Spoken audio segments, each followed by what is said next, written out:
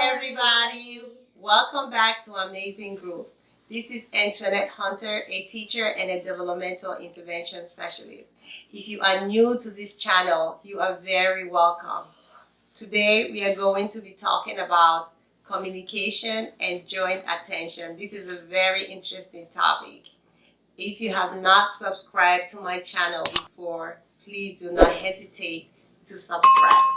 We are going to talk about joint attention play and communication, or vice versa, communication and joint attention play. How to improve joint attention on communication so that your child would start to imitate variety of speech sound, which he or she will use along with gestures to make his or her needs known, as well as engaging others in conversation during daily routine. That is very, very important for you to make sure you introduce that into your child's daily routine. Now, the question is, are you having trouble engaging your child in joint attention play and communication?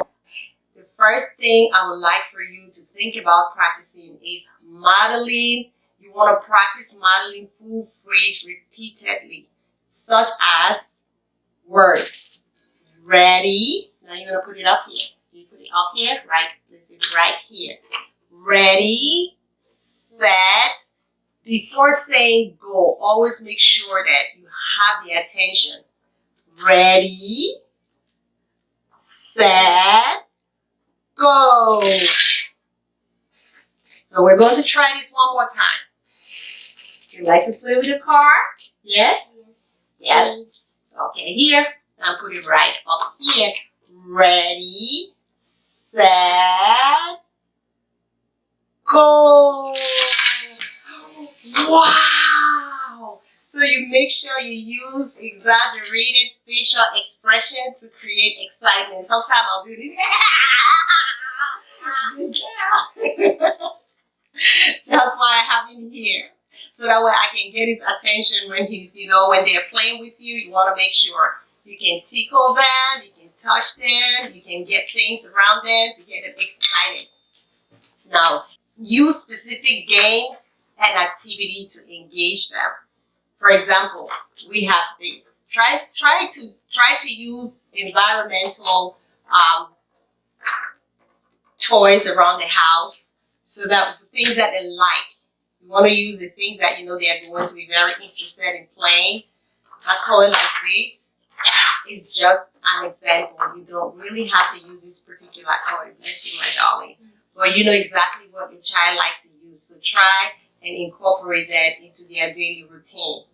Right? Yes. Yes. So what kind of toy are you playing with right now? With Paw Patrol cheese. Paw Patrol cheese. You like it, right? So he's talking. He is actually talking. But if you're dealing with a child that is non-verbal, that means they're not talking, you might want to have the car in front of you and say car, vroom, make a lot of noises and sound. Vroom, vroom. Let's go. Up, boom. Ready, set, go. Can you all say it with me? If you have other siblings around the house, you want to use them as a reinforcement to make the activity more interesting. So you can encourage, your little one, your child that's under 3 years old, to join in play and have fun as they're playing along. So let's try it again. Ready, set, go! Yay! High five.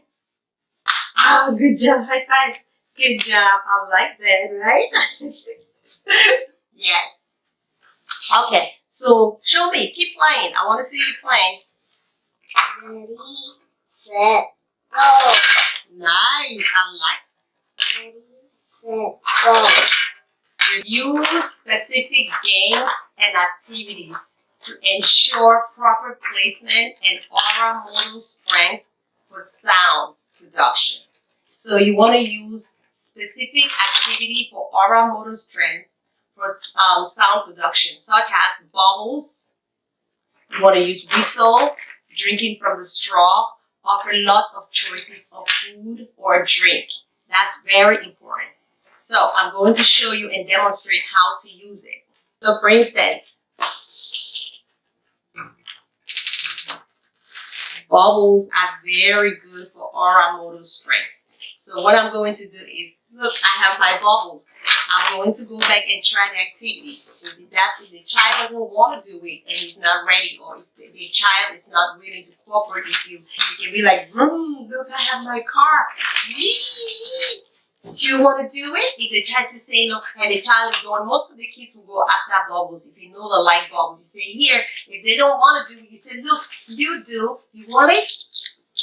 See, if you put it right up here, I'm going to give you bubbles. Do you want to pop bubbles? Yes. Yeah, you want to pop the bubbles, right? Yes. Have the objects close to your mouth so that the child can see, and always make sure you are at the child level. Where if the child is small, you want to make sure you have that eye contact like this. Come over, right here. Come over here. So you want to make sure you're facing your child. So do you want car? If the child say no, let's try car. Car. Put it right up here. Ready, set, go. Good job. Here, I'm gonna give you your bubble. Are you ready? Yes. Oops. Oh, the bubble. The one is stuck. Oh man, it's stuck again. Oh, what's happening? I got it. You want to blow it, or you want me to do it? Me to do it. Me to do it? You are going to pop the bubbles. Now you might be saying that, well, he's older. That's true, he is. So what you will need to do is, you want to use gestures to communicate with the child if the child is not able to request. For example, the child wants the bubble. He says, give me. Here, you demonstrate bubble. Blow bubble. Oh, it's not working. Ready? You want to blow it? Yes. No. Try one more time. Uh-oh. A little harder. Try to get a little. So what do? You pop. Renasia, look at me. Look at mommy. You want to pop the bubbles, okay? Pop the bubbles. You ready? Princess, you ready to pop? Pop the bubbles. One little finger, one little finger, one little finger. Pop.